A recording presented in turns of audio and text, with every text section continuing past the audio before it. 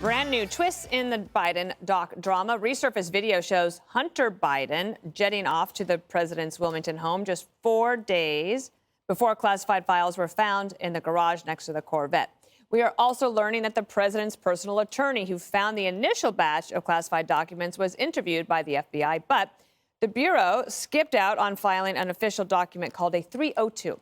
The government uses those to summarize interviews, basically, meaning that the FBI may have acted more informally, and sources confirming to Fox News that despite claims from the White House that they can't talk about the investigation, the DOJ says there is no gag order, so they're not being forthcoming about that, Judge.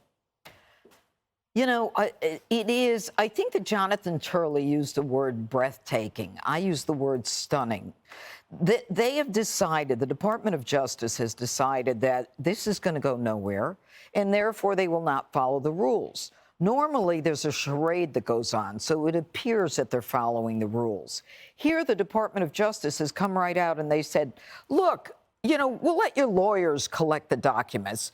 And Sauber, the lawyer, Biden's lawyer, said, you know, he said, I don't have clearance. And yet Sauber was given the authority by the Department of Justice to collect the documents. So we've got this, you know, I'm tired of talking about two-tiered justice. I think the bigger issue today is the Department of Justice doesn't care what you think. They're not even going to make believe that they're being fair. They've got a guy whose son is collecting money, I'm not going to go through it again, and who is under federal investigation for money laundering with 150 transactions tasked or noticed by the Department of the Treasury. And they're basically telling the family, you just police yourself. Everything's okay. We're not going to come in the early morning. And you let your lawyers do it, where Trump's lawyers were outside. They wouldn't even let him in the room. You know, and here's the question that I have, Dana. Apparently that Penn Center was not open until 2017, okay? The Penn Biden Center. So if those documents were taken out of the White House in 2016 when Joe Biden left, because they're Obama classified documents, where were they for that year before they arrived at the Penn Center, which is Chinese run in terms of the money?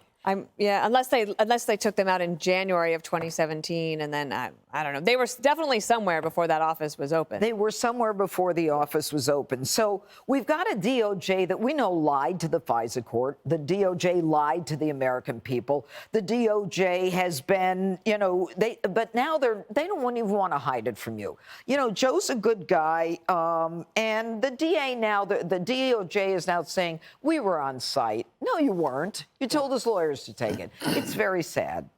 One of the things, Jesse, is that among the questions that the White House says that they can't answer is how many documents were found, whether there may still be documents out there, what was contained in them, and then why the public wasn't notified after they were discovered. Can't and then answer at the White House, answer. Yeah, at the White House, then they're like, we've been fully transparent and we've answered everything that we possibly could, except for the answers to those 4 questions. Just if you say you're cooperating and you're transparent doesn't mean you actually are.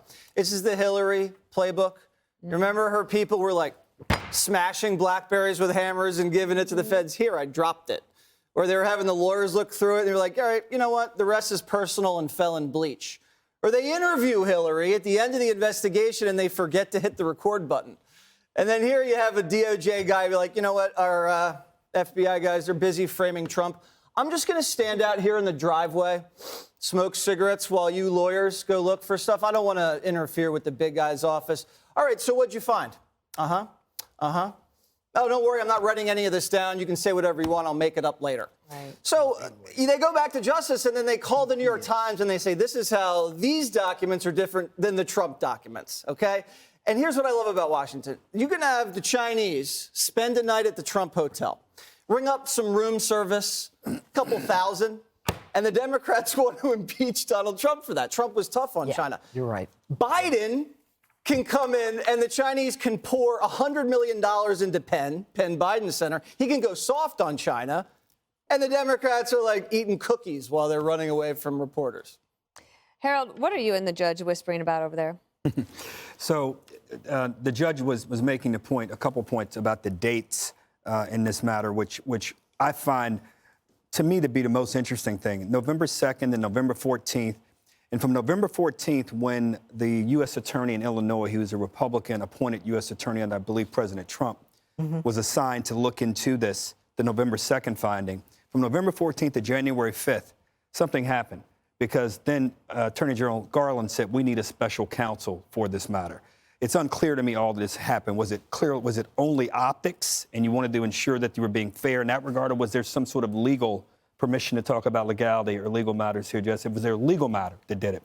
What the judge was saying, Richard Sauber has legal clearance, has security clearance. But what you were saying, I think, was that the lawyers at the DOJ sent to the vice president's home in Wilmington to oversee, I believe, Mr. Sauber, to watch him do this. They didn't have security clearance. So if there was something found, those DOJ lawyers could not interact. But the people at the Penn Center who found it also didn't have security clearance. Right. So I think the transparency thing here is problematic. I think Democrats who don't believe this is serious, you're not being serious.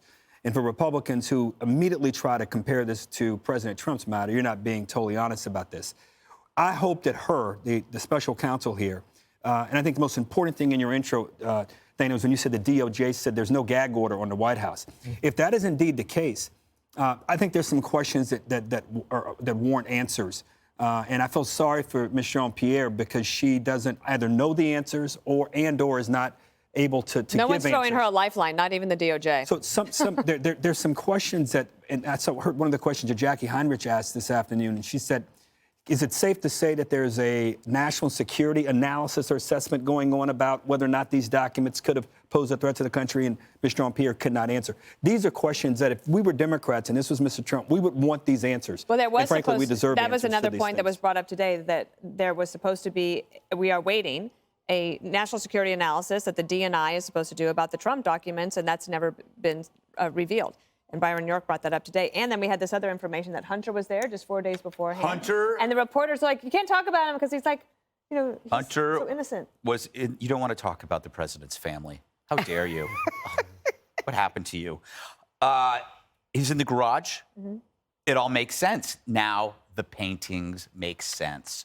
Hunter goes to the garage, gets the classified document, slips it between the frame and the painting, sells it to the anonymous donors for $500,000. Who are they?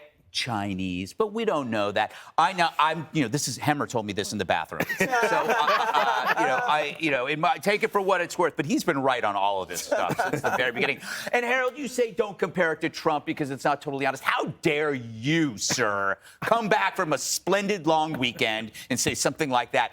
Joe was at the height of his self-righteousness about Trump's classified document problem, so he deserves exactly the wrath he was egging on. Remember, he wasn't just talking about the documents. He blew it up so that it was about fascism, about a threat to democracy, about Trump supporters, about that dark speech as well. He was talking about how there was this shroud of darkness, and the possibility of nuclear codes, the damage to society. So I believe in self-righteous reciprocity.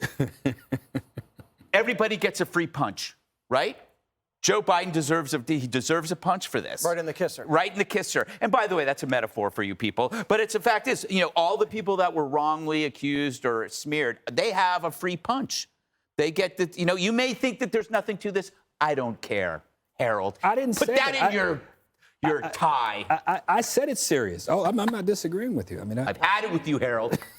Had it with you. You're so divisive. But it is good to have you back at the table. Hi, everyone. I'm Brian Kilmeade. I want you to do me a favor. I want you to click to subscribe to the Fox News YouTube page. This is the only way that I know for sure that you're not going to miss any great commentary, any great news bites, any great interviews coming your way on Fox. You can get it all here on YouTube. So subscribe right now.